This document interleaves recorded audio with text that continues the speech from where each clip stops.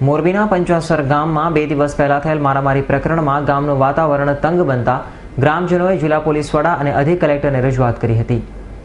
મોરબીના પંચાસર ગામમાં 2 દિવસ પહેલા રાત્રિના એક કારમાં પટેલ પરિવાર મોરબી તરફ આવી રહ્યો હતો ત્યારે ત્યાં ચોકમાં બેઠેલા કેટલાક ગરાસિયા શખ્સોએ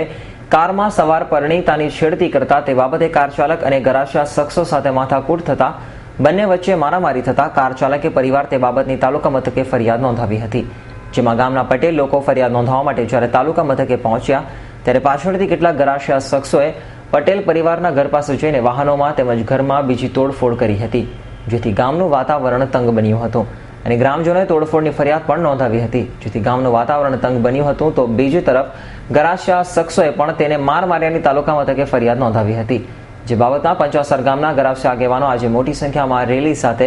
અધિક કલેક્ટર R.M. ડામોર અને જિલ્લા પોલીસ વડા રાજન કે સુસરાને આવેદનપત્ર પાઠવ્યું હતું કે જે છેડતીની બનાવની વાત નોંધવામાં આવી છે તે યોગ્ય નથી અને માથાકૂટ 2 યુવાનોની છે। આજે મોરબી તાલુકાના પંચાસર ગામ વિરુદ્ધમાં જે ગામના વિરુદ્ધમાં તાલુકા પોલીસ સ્ટેશને જે છોકરીને છેડતી બાબતમાં જે ફરિયાદ થઈ છે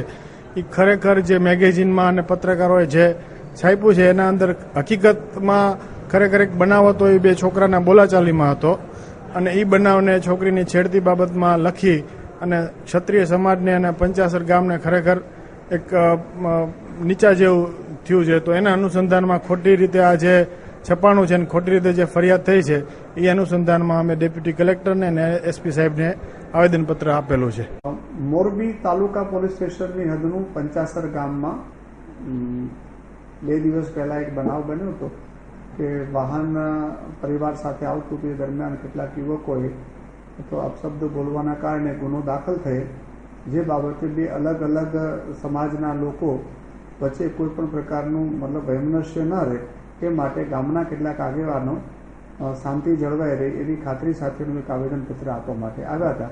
છેડતી ગુનો નોંધવાથી ગામનું નામ ખરાબ થાય છે, જેથી આ અંગે યોગ્ય તપાસ કરવી જોઈએ તેવી માંગ કરી હતી, જેમાં જિલ્લા પોલીસ વડાએ યોગ્ય કાર્યવાહી કરવાની ખાતરી આપી હતી। રવિ મોટવાણી, S9 ન્યૂઝ, મોરબી।